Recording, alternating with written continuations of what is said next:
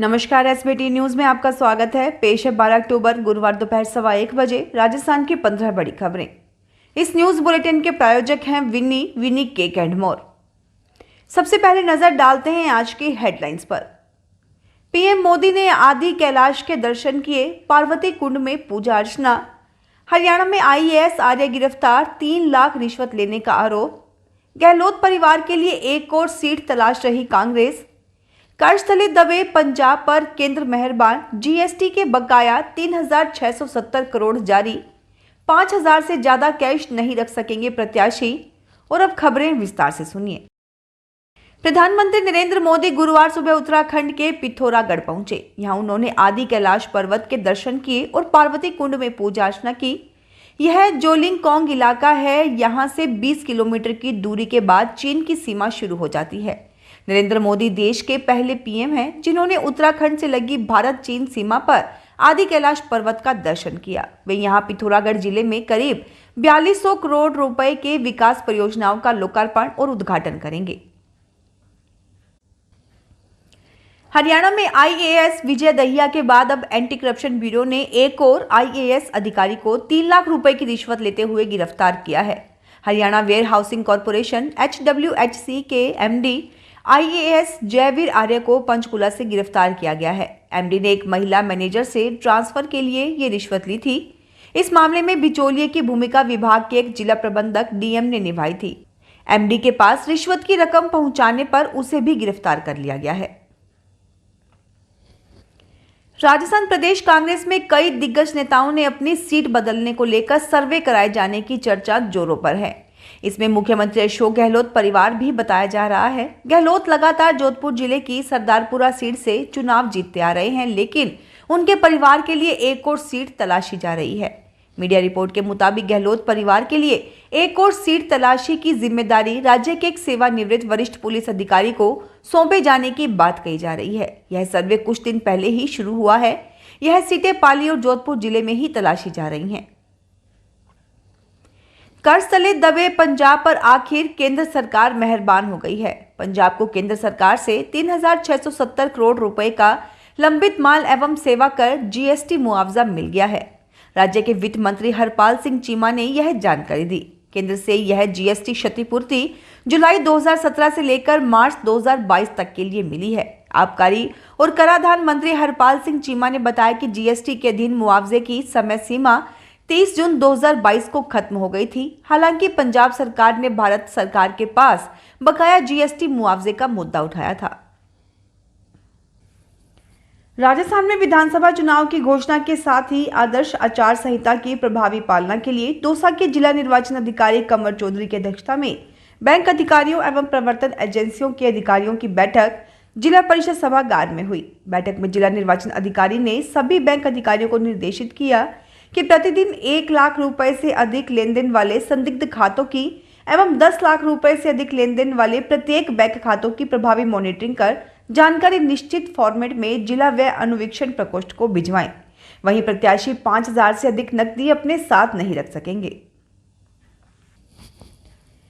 विधानसभा आम चुनाव के मद्देनजर बिना अनुमति के अवकाश कार्मिकों के स्थानांतरण व पदस्थापन पर रोक रहेगी। भरतपुर जिला कलेक्टर लोकबंधु ने आदेश जारी कर निर्देशित किया कि विधानसभा आम चुनाव को दृष्टिगत रखते हुए जिले में जिला स्तरीय अधिकारी किसी भी कार्मिक का स्थानांतरण पदस्थापन उनकी अनुमति के बिना नहीं कराएंगे। जिला कलेक्टर ने जिला स्तरीय अधिकारी, कर्मचारियों एवं चुनाव प्रकोष्ठ के नोडल अधिकारियों, सहायक नोडल अधिकारियों के अवकाश पर प्रतिबंध लगा दिया है। सभी जिला स्तरीय अधिकारी बिना उनकी अनुमति के न तो अवकाश पर जा सकेंगे और न ही मुख्यालय छोड़ सकेंगे। राजस्थान में अब किसान कुओं पर सोलर से मोटर चलाने के साथ कंपनियों को बिजली बेच भी सकेंगे। इसके लिए अजमेर विद्युत वितरण निगम ने कवायद शुरू कर दी है। पायलट प्रोजेक्ट के तहत साल भर पहले उदयपुर जिले के सेमारी में 3 सोलर प्लांट लगाए गए थे, जिनका परीक्षण सफल रहा है। इनकी क्षमता 3, 5 और 7.5 किलोवाट और लागत 6 लाख से लेकर करीब 12 लाख रुपए तक है। 1 किलो सोलर वाट का प्लांट दिन भर करीब 10 घंटे में 4 से 5 यूनिट बिजली का उत्पादन करता है। इस हिसाब से 3 किलोवाट का प्लांट दिन भर में करीब 15 यूनिट बिजली पैदा करेगा। इससे किसान खेतों की सिंचाई कर सकेंगे। इजराइल हमास जंग का छठा दिन है। बुधवार को इजराइल सरकार ने जंग पर नजर रखने के लिए यूनिटी गवर्नमेंट और 3 सदस्यीय वॉर कैबिनेट बनाई है।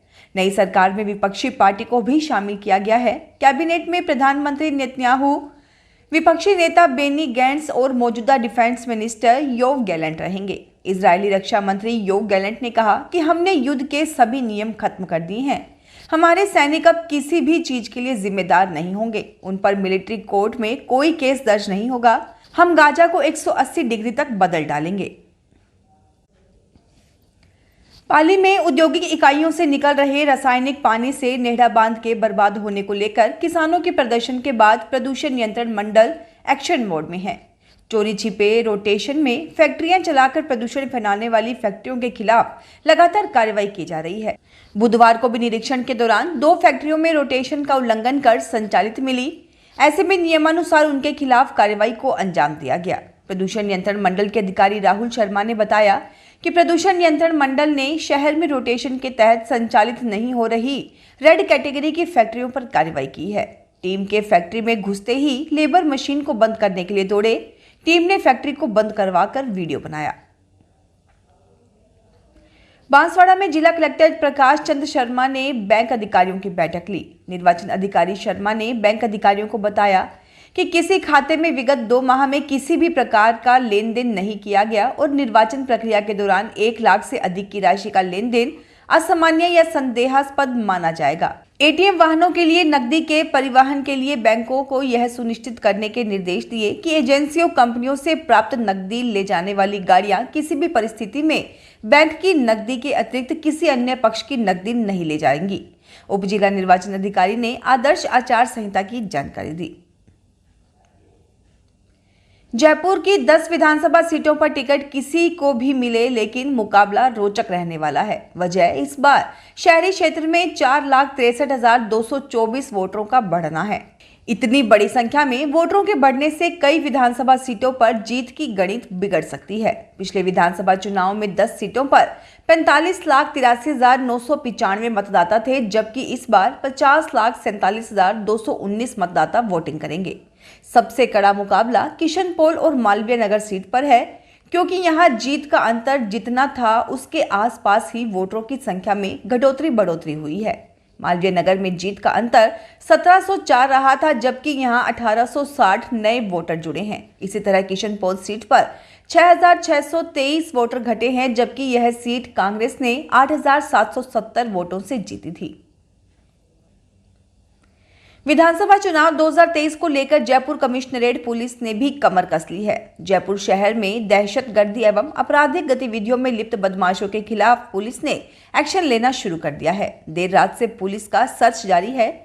पुलिस ने कार्रवाई करते हुए आर्म्स एक्ट एवं फायरिंग के प्रकरणों में चालानशुदा अपराधियों के 500 से अधिक ठिकानों पर दबिश मारते हुए 215 अपराधियों को गिरफ्तार किया है। Jaipur police commissioner Biju George Joseph ने बताया कि जयपुर शहर में ऐसे अपराधी जो फायर आर्म्स के साथ डकैती, लूटपाट, हत्या की वारदातों को अंजाम दे सकते हैं।